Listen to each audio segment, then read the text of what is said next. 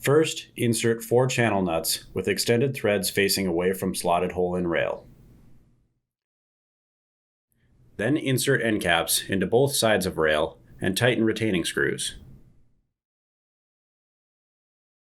Next, cut out provided drill guide and marked hole. Align drill guide with bed cap at rear of box, then mark for bolt location. Drill hole through bed cap and metal.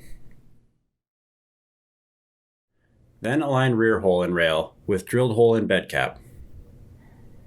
Insert self-threading bolt, then tighten. Do not fully tighten.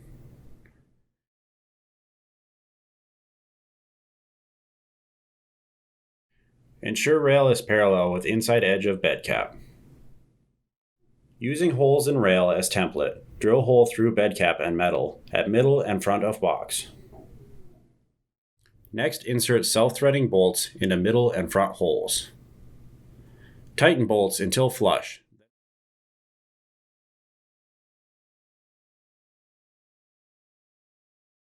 Then torque bolts to 85 inch-pounds.